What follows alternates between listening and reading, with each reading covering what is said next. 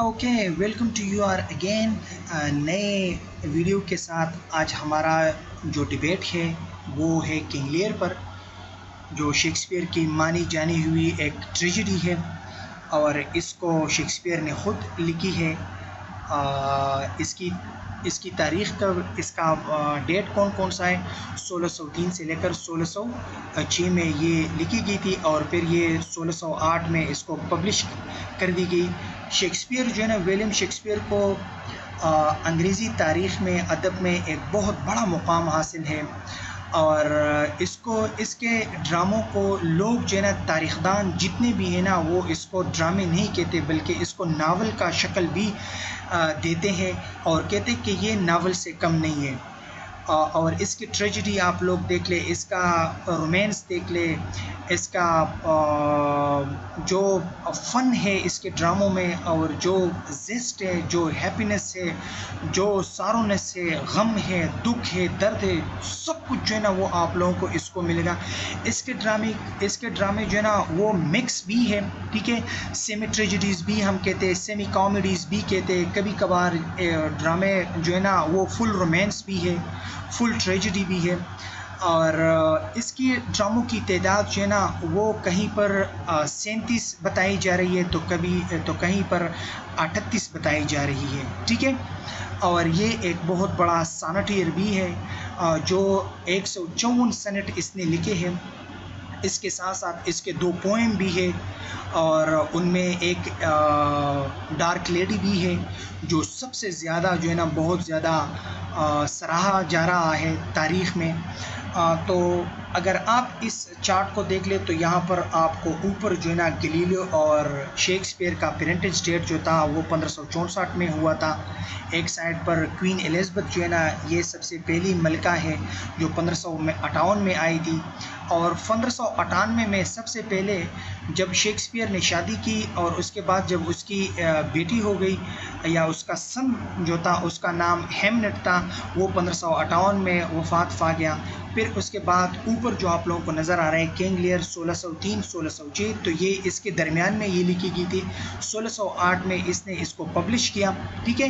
नीचे जो है ना आप लोगों को 1603 में जो नज़र आ रहा है ना, तो इसी वक्त में क्वीन एलिज़ाबेथ फर्स्ट जो थी वो वफ़ात पा गई और जेम्स वन जो था वो बरतानिया में आ गए। ग्रेट ब्रिटेन में उसने अपने पाँव जो थे, कदमे जो थे वो जमा लिए। ये हमारा काम है। और जो शेक्सपियर का जो एग्जैक्ट डेट है मरने का 1616 है, लेकिन मैं आप लोगों को बताऊं कि जब भी आप लोग गूगल करते हैं, किताबें पढ़ते हैं, तारीख़ की किताबें पढ़ते हैं, ठीक है, लिटरेचर की जितनी भी किताबें आप लोग पढ़ते हो जहां पर शेक्सपियर से मुताल्लिक़ कोई भी लफ्ज़ आता है तो शेक्सपियर का एग्जैक्ट डेट यानी वो कब पैदा हुए थे और कब मरे थे इसका कोई पता नहीं चलता, ठीक है। ये तारीख़दान है, यानी इन्होंने एक टाइम वज़ा किया है कि इसी वक्त पर ये पैदा हुए थे और इसी वक्त पर ये मर गए थे। ये तारीख़ वाल में इसके बाप में, इसके हिस्से में ये सब कुछ लिखा है। अच्छा, किंग लियर को किंग लियर क्यों कहा जाता है, ठीक है, और ये किंग लियर का पस मंज़र क्या है, इसका बिहाइंड सीन क्या है, ठीक है।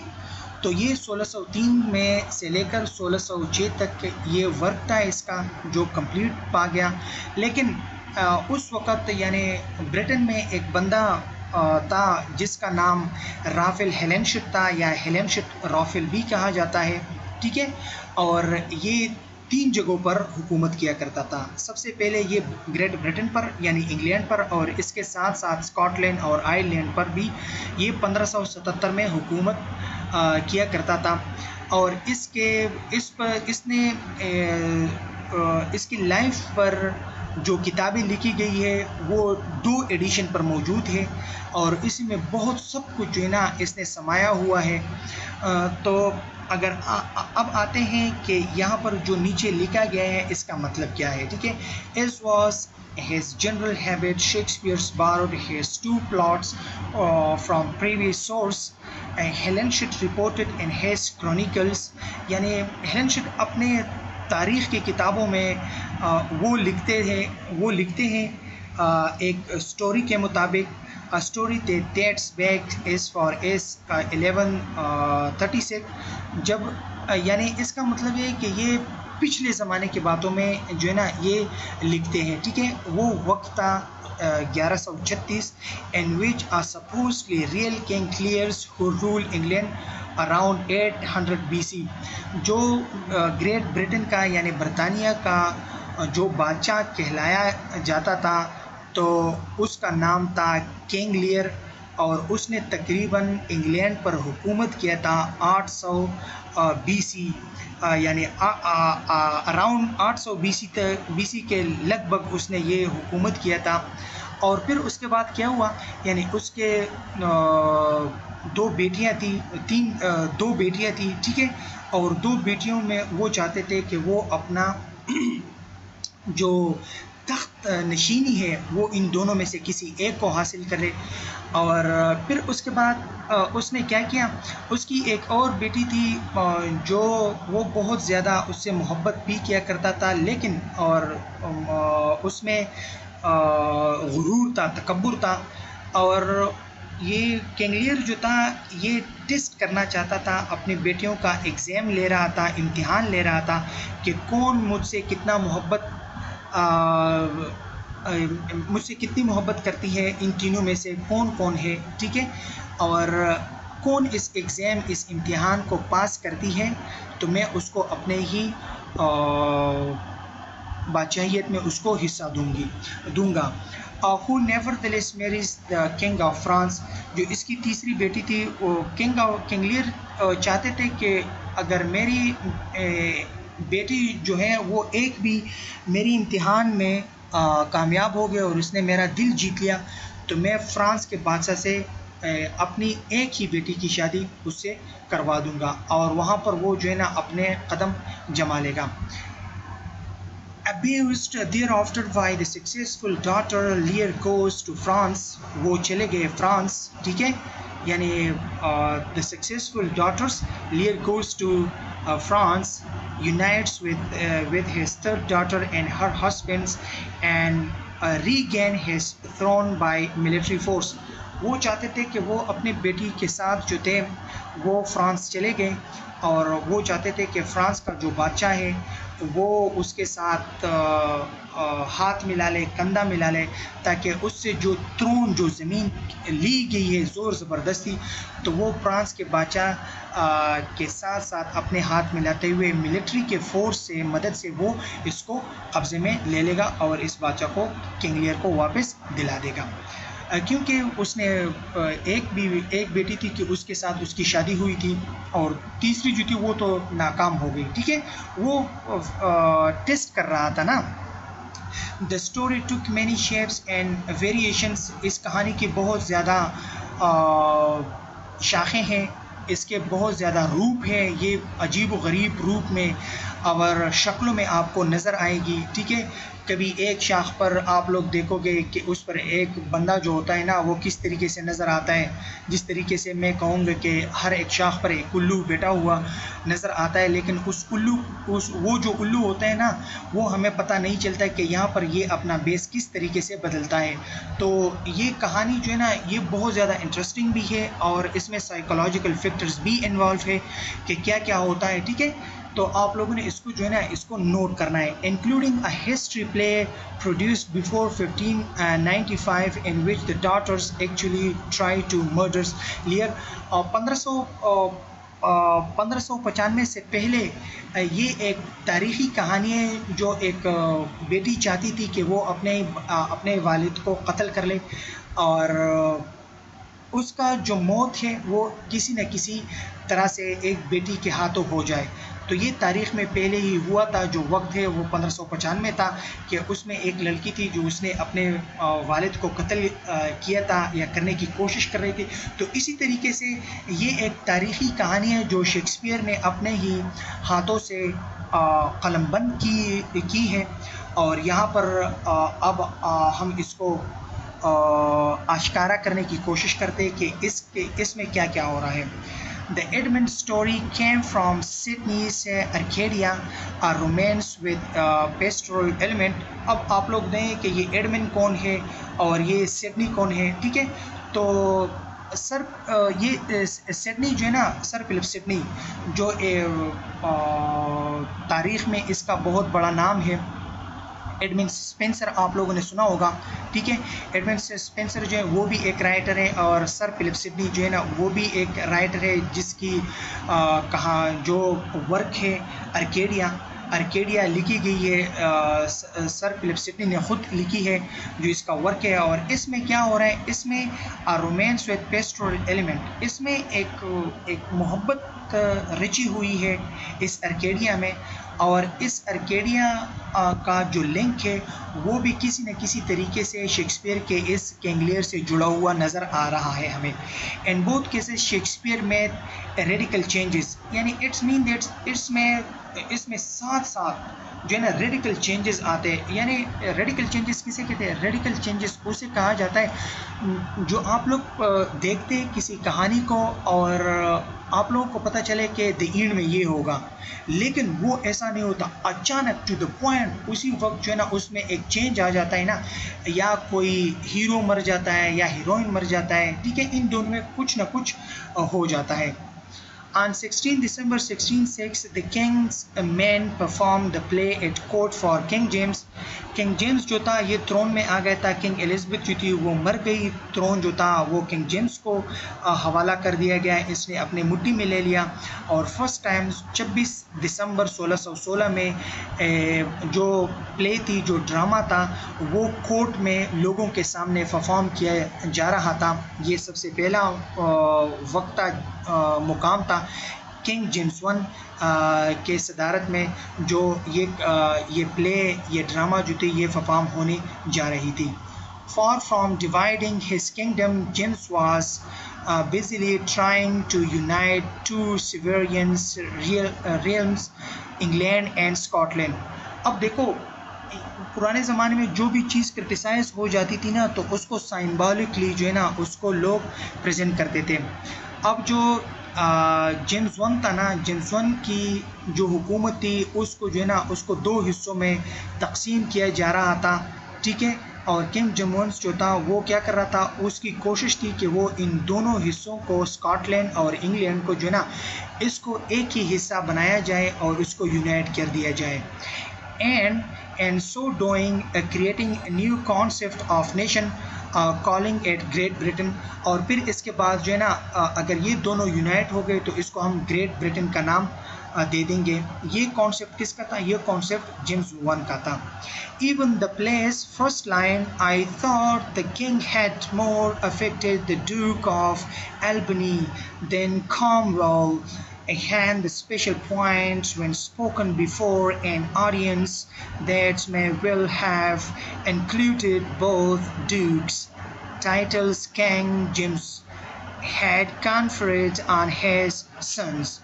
ये ड्रामे से ले गए कुछ अल्फाज है, एक छोटा सा पैराग्राफ है जिसमें शेक्सपियर ने जो ड्यूक ऑफ अल्बनी था और कॉर्नवाल था उसके बारे में, और उसके साथ जेम्स वन जो था और उसके जो बच्चे थे ना, या जेम्स वन के जो बेटे थे ना, उसको जो है ना किस तरीके से इस पैराग्राफ में उसने जो है ना पेश किया है, ठीक है, ऑडियंस के सामने।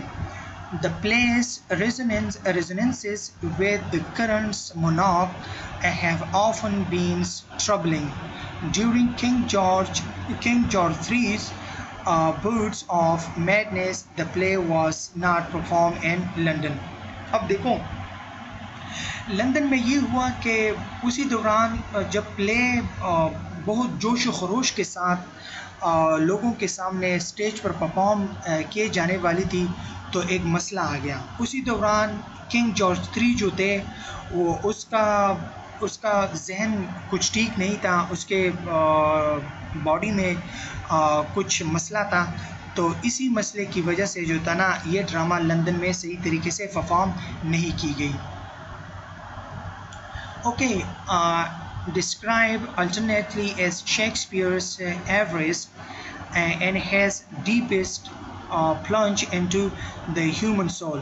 ठीक है, शेक्सपियर का जो तजस्सुस था, शेक्सपियर का जो ज़ौक़ था, जो जिस तरीके से उसने डिस्क्राइब किया है किंग लियर का, और उसने अल्फाजों को एक सोल, एक रूह का शक्ल दिया है, वो बहुत ज़्यादा गहरा है। और लोग जो थे ना, लोग भी बेताब थे कि किस तरीके से जो है ना हम इसको देखेंगे। और ये जो नया ड्रामा हमारे सामने पेश किया जा रहा है, इसमें कौन कौन से अवामिल जो है ना वो शामिल कर दी गई है। Questions the difference between sanity and insanity, between order and chaos। इसमें अब जो है ना लोगों के जहन में ये सवाल उभरते थे कि पागलपन जो है ना, वो पागलपन लोग कहते हैं ना ये पागल है, तो ये इसकी बचपना है, ये इसका पागलपन है, ठीक है, या इसकी बेवकूफ़ियत है, या ये पागल है। ये सब चीज़ें जो थी ना, ये उस वक़्त लोगों के जहन में जो थे ये क्वेश्चन उभरते थे। और दूसरा जो था ऑर्डर एंड कोइस, यानी किस तरीके से लोगों के दिल में जो खौफ था, जो डर था, जो कोइनस था, वो कौन कौन से थे। जो कियास था, ठीक है, जो कियास था वो कियास कौन कौन सा था, और इस कियास में और सैनिटी में और इंसैनिटी में क्या फ़र्क है, इसके दरमियान में लोगों के जहन में क्वेश्चन आ रहे थे। One sentence plot summary: Lear tries to control his daughters and ends up losing them all। लियर चाहते थे कि वो अपने ही बेटियों को कंट्रोल कर ले, और उनका जो तकब्बुर है, यानी जो अनापरस्ती है, उसको जो है ना वो अपने मुट्ठी में ले ले और इसको कंट्रोल करे।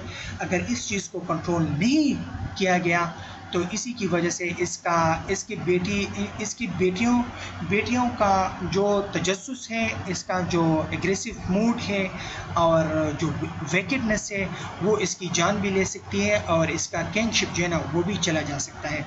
Shakespeare intentionally sits Kel in pre-Christian Britain so that the tragic ending could not be explained away as he will of the loving God।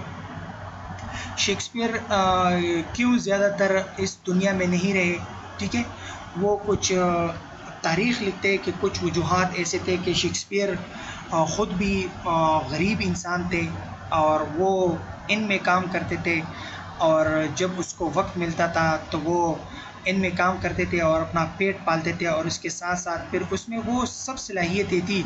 फिर उसके बाद वो जब थिएटर में चले गए तो थिएटर को देखते थे और लोगों को देखते थे, तो वो सारी चीज़ें वो इसके जहन में आती थी। लेकिन वो एक ऐसा बंदा था कि उसके लिए अपने आप को और अपनी फैमिली को सपोर्ट करना था, लेकिन वो ज़्यादातर वो ब्रिटेन में नहीं रहे और वो चले गए ग्रेट ब्रिटेन से, यानी फोर्थ हो गए।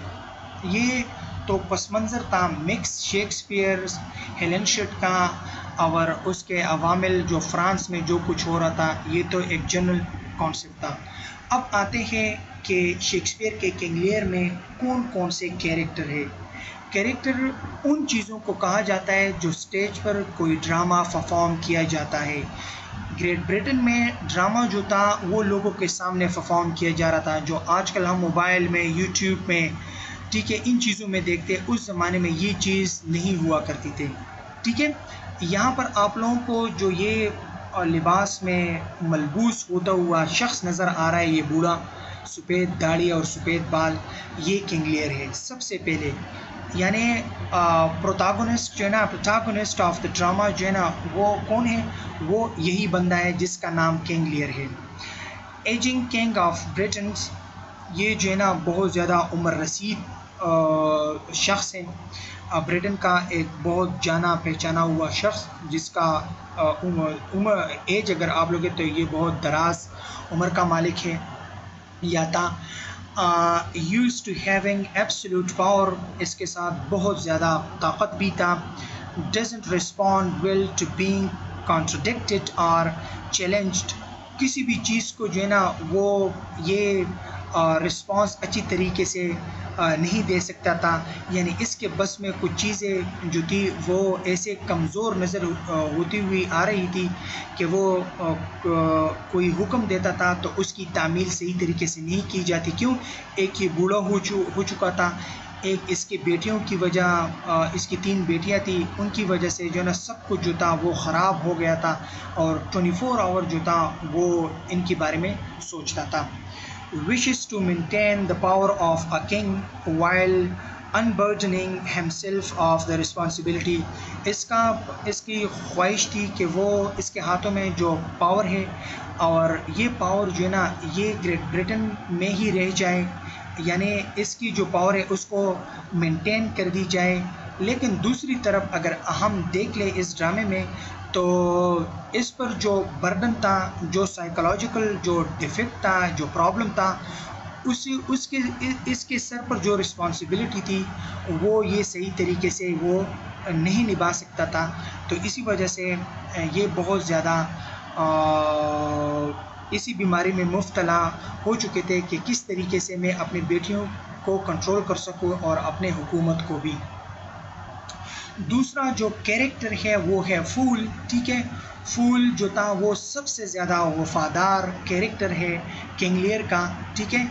और ये किंग लियर को कभी कभार मशवरे भी देता था, अच्छे में सलाह भी देता था और ये इसका इस तरीके से कि ये इसका राइट हैंड भी है या राइट फिंगर भी है। हाईली इंटेलिजेंस, बहुत ज़्यादा होशियार बंदा। He uses his wit to criticize Lear and pleads with the king to right the wrongs Lear has done to others and himself। कभी कभार जो था लियर, अगर कोई बंदा फूल से लियर के बारे में पूछता था कि ये लियर कौन सा कैसा शख्स है, तो ये उसके लिए बहुत ज़्यादा बम्बास्टिक मेटाफोरिकल लैंग्वेज में बात करता था, बढ़ा चढ़ाकर जो है ना उसको क्रिटिसाइज़ करता था, पॉजिटिवली उसको क्रिटिसाइज़ करता था। और अगर किंग लियर कोई गलती भी करता था, ठीक है, तो ये सारी गलतियों को अपने आप पर अप्लाई करता था कि ये गलती मैंने की थी, ये किंग लियर ने नहीं की थी, इसीलिए मैं शर्मिंदा हूँ। तो ये सब चीज़ जो था कभी कभार अपने आप पर जो था वो अप्लाई करता था। कोर्डेलिया किंग लियर की बेटी है, तीनों बेटियों में से एक बेटी का नाम कोर्डेलिया है। तो देखते हैं कि ये किस शनाख्त की मालिका है या मालिक है।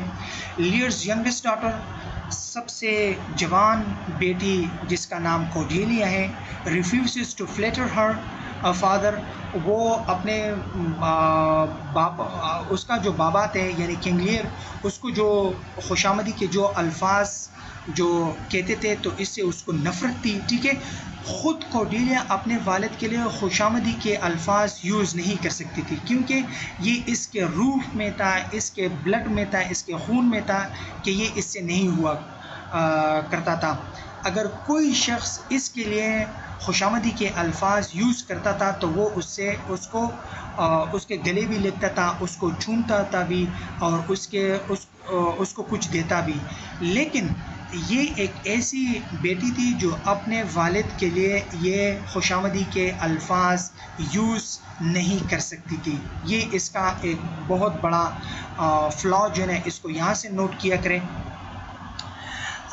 remains loyal to Lear and forgives him। ये अपनी लॉयल्टी को जो है ना अपने लियर यानी बाबा के लिए जो है ना वो माफ़ किया करती थी, ठीक है। कि अगर कोई चीज़ अगर ये लॉयल थी, ठीक है, तो ये अपनी लॉयल्टी को जो है ना उसको कायम और दायम रखती थी, ठीक है। और कोई गलतियां जब होती थी, कोई चीज़ होती थी तो वो उसको जो है ना माफ़ करती थी। As for giving towards her sister as well, अगर इसकी बहनों से कोई गलती होती थी तो वो भी ये करती थी कि वो उसको माफ़ करती थी। यानी इसका मतलब है कि घर में किसी से भी कोई काम गलत होता था तो ये बड़ी बेटी थी तो वो सारों को जो है ना माफ़ करती थी। तीसरा पॉइंट इसमें क्या है, डीप क्वाइट रिजर्व, ये जो ना बहुत गहरी है, ठीक है। इस यानी ये हर एक चीज़ पर बहुत ज़्यादा सोचती है, खामोश भी है और हर एक चीज़ को जो है ना उसको बहुत ज़्यादा घूरती है, जज करती है कि इसका मतलब क्या है, इसका मतलब क्या है, ठीक है। Goneril, the second daughter of the Lear's ruthless oldest daughter, यानी सबसे मकार और चुड़ैल और दगाबाज जो है ना वो गोनरिल है। Wife of Duke of Albany, जो एल्बनी में जो ड्यूक जो किंग रहा करता है, ठीक है, उसका नाम एल्बनी है।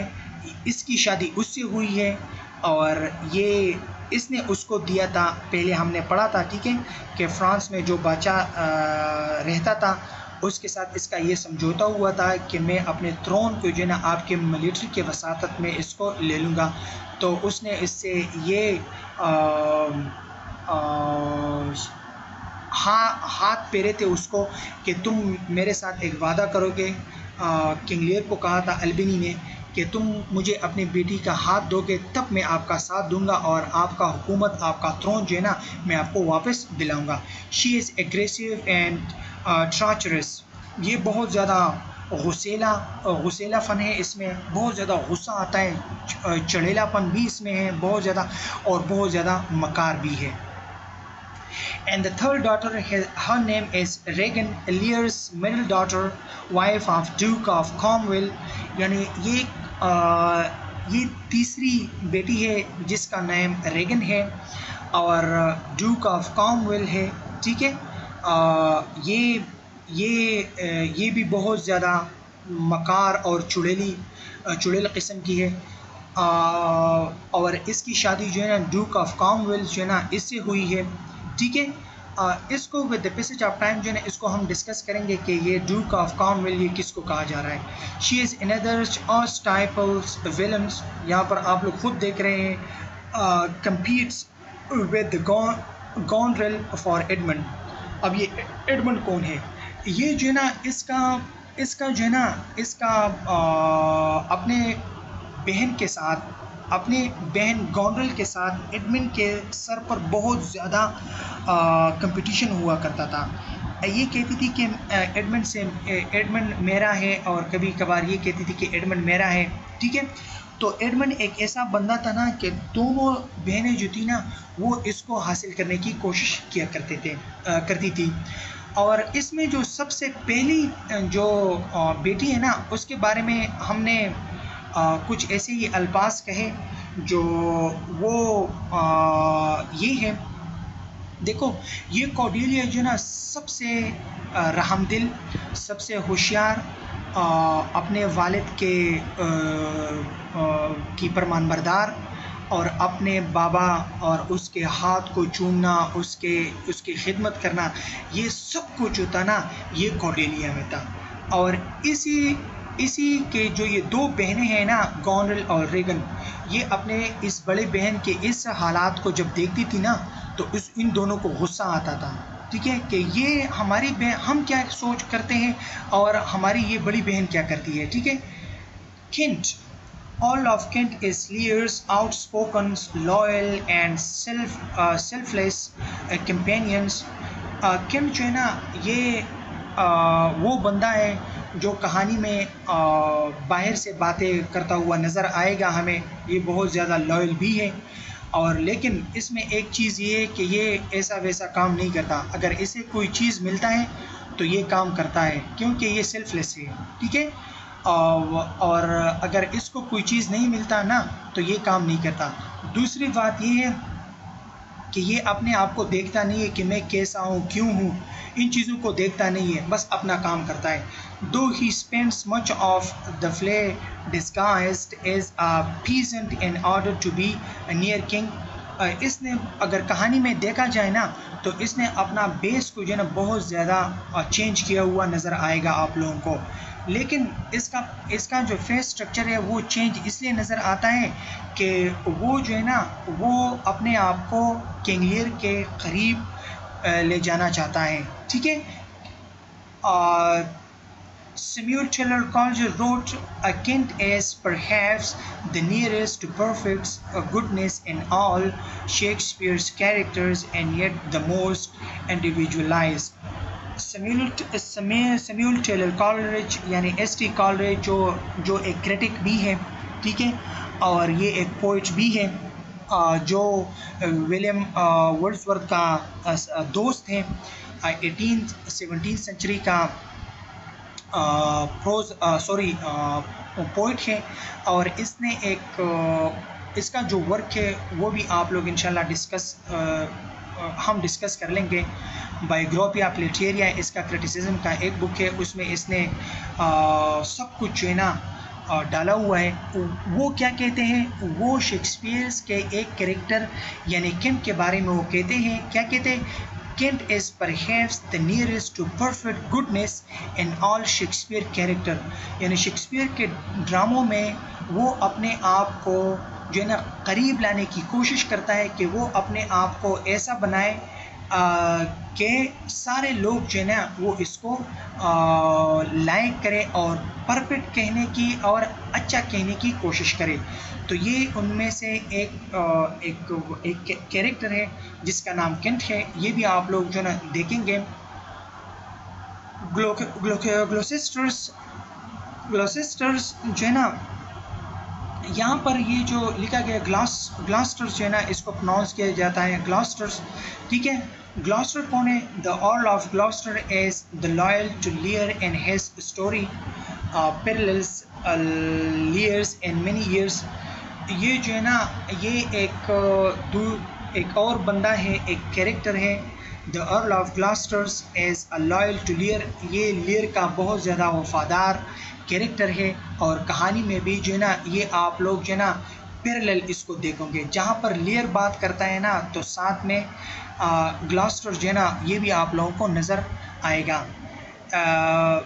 मिस जजेस हिज चिल्ड्रन, यानी ग्लॉस्टर जो है ना इसके जो बच्चे हैं ना वो जो है ना उनके दरमियान में कोई कनेक्शन नहीं है, यानी लॉयल्टी भी नहीं है, और वो जो है ना वो सही तरीके से उसकी परवरिश नहीं हुई है, तो उसमें मिसमैनेजमेंट्स भी आ रहा है। तो इसी वजह से जब फैमिली में कोई लड़का या लड़की अच्छा ना हो ना, तो उसी की वजह से सारा ख़ानदान, सारा फैमिली वो तबाह बर्बाद होता है। तो ये जो आप लोगों को तस्वीर में नज़र आ रहा है, लियर को देखे और ग्लॉस्टर को देखे, ये दोनों एक दूसरे को चीख रहे हैं। लियर इसलिए चीख रहा है कि इसके दो बेटी जो है ना इसने इसको तबाह बर्बाद किया, और ग्लॉस्टर जो है ना इसका जो बेटा है या इसके जो बेटे हैं ना उसी की वजह से इसको जो है ना रोड पर आना पड़ रहा है। कैपेबल ऑफ ग्रेट ब्रेवरी, यानी ये बहुत ज़्यादा बहादुर आदमी है।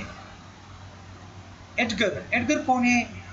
ओल्डर्स लेजिटिमेट सन ऑफ ग्लॉस्टर, यानी ऊपर हमने ग्लॉस्टर नाम का कैरेक्टर पढ़ लिया, तो ग्लॉस्टर का जो हरामी, सॉरी फॉर देट, जो ये लफ्ज़ में यूज़ करो, लेजिटिमेट का मतलब ये है जिसका ये इसका बेटा है लेकिन हरामी है, ठीक है।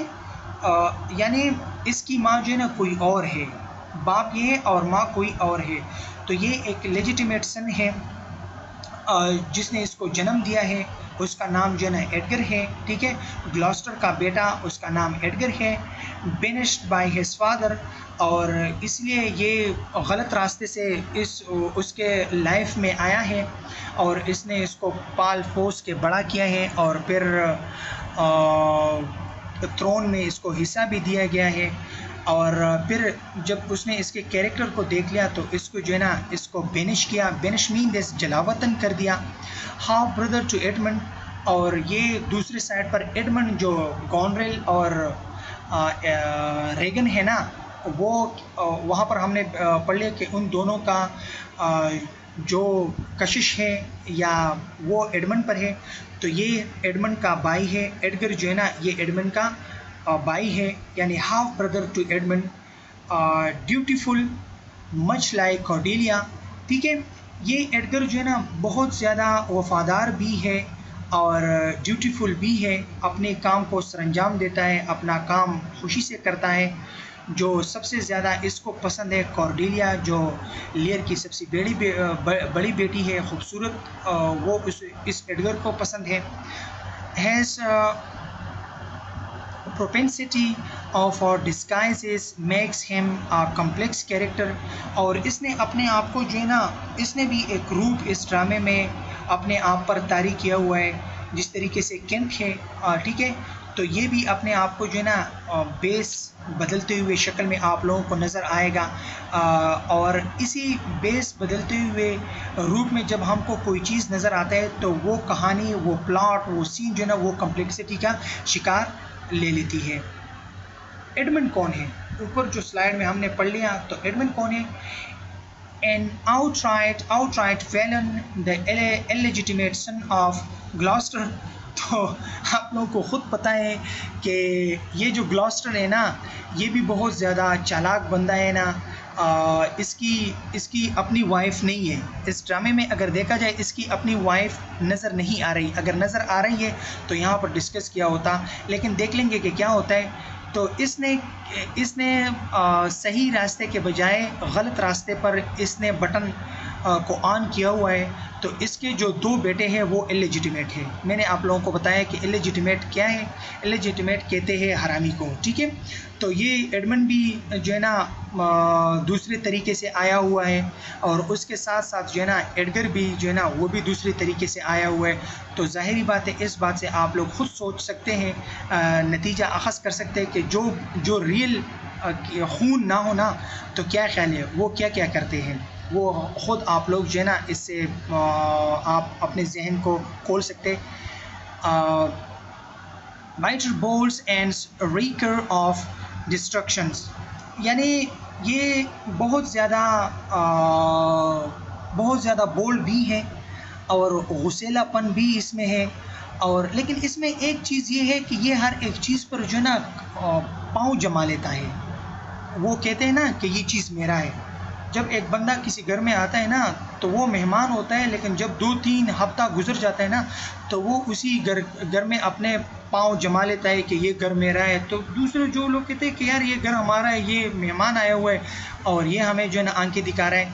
तो इसी तरीके से ये एडमंड जो था ना, ये बहुत ज़्यादा कड़वा भी था, गुस्सेलापन भी इसमें था, और ये हर एक चीज़ पर जो था अपने पाँव जमाए हुए नज़र आ रहा है। ये वीडियो थी, क्लिप था, आप लोगों को हमने पेश किया। उम्मीद करता हूँ आप लोगों को पसंद आया होगा। और अगले वीडियो में हम जो है ना उर्दू में इसकी जो ट्रांसलेशन है वो कुछ ये है, आप लोगों को उसका एक झलक मैं आप लोगों को दिखाता हूँ। ये समरी है उर्दू में, ठीक है। आई थिंक 5 पेजेस है, और इसको फिर अगले वीडियो में हम इसको एक्सप्लेन करने की या पढ़ने की कोशिश करेंगे। सबसे पहले हमने आपको कैरेक्टर के बारे में बताया, अब यहाँ पर जो कैरेक्टर आएंगे तो उससे और भी वाज़ेह हो जाएगा। Thank you so much.